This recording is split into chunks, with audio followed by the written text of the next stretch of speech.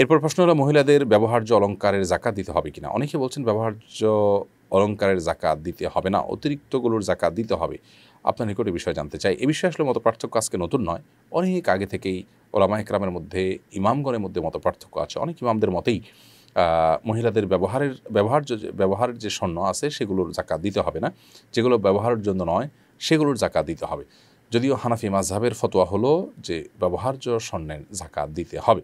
অতএব ব্যবহার্য স্বর্ণের জাকাত দেওয়াটাই হলো নিরাপদ মত, এবং এই ক্ষেত্রে এই মতটার উপর আমল করলে আমরা কোনো প্রকার রিস্কে আর থাকি না, এবং দলিলের দিক থেকেও এটি যথেষ্ট শক্তিশালী, যার কারণে ব্যবহার্য স্বর্ণের বা অলংকারের জাকাত দিতে হবে এই মতটিকে আমরা অগ্রাধিকার যোগ্য মনে করছি। যদিও ভিন্ন মত কিন্তু ইমামগণের রয়েছে, যেটি আমরা একটু আগে বলেছি।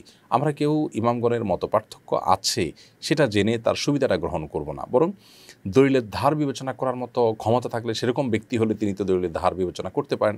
আর অন্যথায় আমরা এই সমস্ত ক্ষেত্রে অন্তত নিজের নফস বা প্রবৃত্তির পূজা যেন না করি, অর্থাৎ সুবিধা গ্রহণের মানসিকতা যেন না থাকে, সেটি আমাদেরকে মাথায় রাখতে হবে। ইউটিউবে সাকিব আপনি লিখেছেন, জাকাত কি একসাথে আদায় করতে হবে নাকি ভেঙে ভেঙে আদায় করা যাবে বিভিন্ন সময়?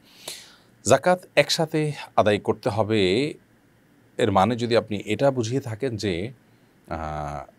যত টাকাই হোক না কেন একদিনে এক মুহূর্তে আদায় করে দিতে হবে, তাহলে সেটা সঠিক নয়, অর্থাৎ এভাবে দিতে হবে না। তবে জাকাত আপনি কাউন্ট করেছেন, কাউন্ট করার পর বিলম্ব না করে যত দ্রুত তার সাথে সম্ভব আপনি জাকাত দিয়ে শেষ করবেন, এটি হলো কর্তব্য। ভেঙে ভেঙে আদায় করলে জাকাত আদায় হবে, কিন্তু ভেঙে ভেঙে আদায় করার মানে যদি হয় যে বছর জুড়ে আপনি সেটা আস্তে আস্তে দিচ্ছেন, তাহলে সেটা অনুচিত কাজ হবে। কারণ আপনার জাকাত ফরজ হয়েছে আপনার অর্থ বছর পূর্ণ হওয়ার পর, সেই ফরজটাকে আপনি বিলম্ব করলেন, সারা বছর জুড়ে দিচ্ছেন মানে বিলম্ব করলেন, এরকম একটু করা উচিত নয়।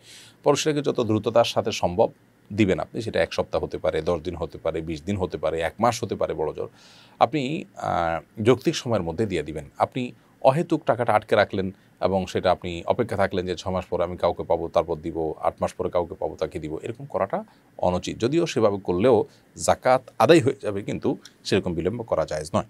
এরপর প্রশ্ন হলো, জাকাত কি রমজান মাসে দিতে হবে, অন্য মাসে জাকাত দেওয়া যায় না? এটা আমাদের সমাজের একটা ভুল ধারণা। আমরা মনে করি যে জাকাত রমাদান মাসেই দিতে হয়। মূলত জাকাত এটা অর্থ বছরের সাথে সম্পৃক্ত বিষয়।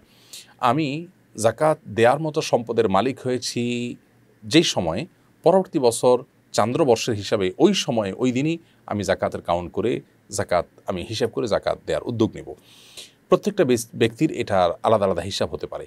যদি কেউ রমাদানে দিতে চান, ধরুন রমাদানের আরও 1 মাস পরে, আরও 2 মাস পরে, আর 3 মাস পরে তার জাকাত আসবে, তিনি রমাদানে দিতে চাচ্ছেন, সেই হিসাবে 3 মাস আগেই হিসাব করে দিয়ে দিতে চাচ্ছেন, আলহামদুলিল্লাহ, হতে পারে। অর্থাৎ কেউ আগে দিতে চাইলে সেটা দেওয়ার সুযোগ আছে, বাট রমাদানেই জাকাত দিতে হবে ব্যাপারটি সেরকম নয়। আমরা অনেকে মনে করি জাকাত দেওয়ার মাস বোধহয় রমাদান মাস, আমার টাকার মালিক আমি যে মাসেই হই না কেন হিসাব আমাকে রমাদানেই করতে হবে, এরকমটি মনে করার সুযোগ কিন্তু নেই। এরপরে প্রশ্ন হলো, সারা বছর অনেক টাকা দান করা হয়, রমজানের সম্পত্তির হিসাব করার পর বিগত দিনের দানগুলো কি জাকাত হিসাবে কাউন্ট করা যাবে? না, এটা করা যাবে না। জাকাত হিসাবে আপনি কাউন্ট করতে হলে যা দান করছেন ওইটা দানের সময় এটা যে জাকাত হিসাবে দিচ্ছেন সেই নিয়তটা কিন্তু আপনার মধ্যে থাকতে হবে। সেই নিয়ত যদি আপনার মধ্যে না থাকে, তাহলে সেক্ষেত্রে কিন্তু এটা জাকাত হিসাবে আপনি গণ্য করতে পারবেন না। আপনি আগে দান করেছেন জেনারেল দান হিসাবে, আপনি দান করেছেন, পরবর্তীতে এসে বললেন আমি এটা জাকাত থেকে কাউন্ট করবো, এটা সুযোগ নেই। কারণ আপনি দান করার সময় যে নিয়ত করেছেন ওই নিয়তটার উপরেই সেটি প্রতিষ্ঠিত হয়ে গেছে, অতএব এটাকে আর পরিবর্তন করার সুযোগ নেই। অতএব আপনি যখন দান করছেন ওই সময়টাতে আপনার জাকাতের নিয়ত ছিল কিনা এটা গুরুত্বপূর্ণ। জাহিদ হাসান আপনি লিখেছেন ইউটিউব চ্যানেলে, আমার কাজের জন্য 3টা কম্পিউটার, ফ্রিজ, ফ্যান ও বাকি টাকায় কেনা কিছু ফার্নিচার আছে, আর মোট জিনিসের দামের তুলনায় ঋণ বেশি, সেক্ষেত্রে আমার জাকাত হিসাব কি হবে?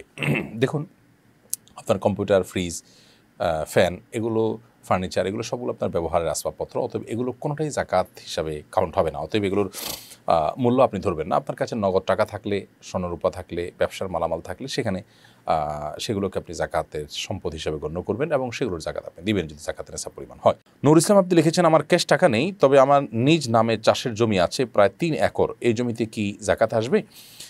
ভাই নূর ইসলাম, ক্যাশ টাকা না থাকুক কিন্তু আপনার নিজের নামে চাষের জমি যদি থাকে, তাহলে সেক্ষেত্রে চাষের জমির ফসলটা যদি আপনার জাকাতের নেশাব পরিমাণ হয়, 25 মণ হয়, এবং ফসলের উপর জাকাত আসার যে শর্ত সেটি পাওয়া যায়, তাহলে সেক্ষেত্রে সেটা জাকাত আপনি দিবেন, ফসলের জাকাত।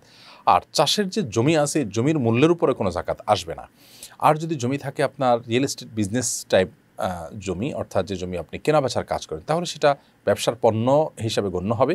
যেটা কেনা হয়েছে বিক্রি করার উদ্দেশ্যে, সেটা ব্যবসার পণ্য, ব্যবসার মাল হিসাবে ধরা হবে এবং সেই ভিত্তিতে তার জাকাত আপনাকে দিতে হবে, তার মূল্যের উপর জাকাত আপনাকে দিতে হবে।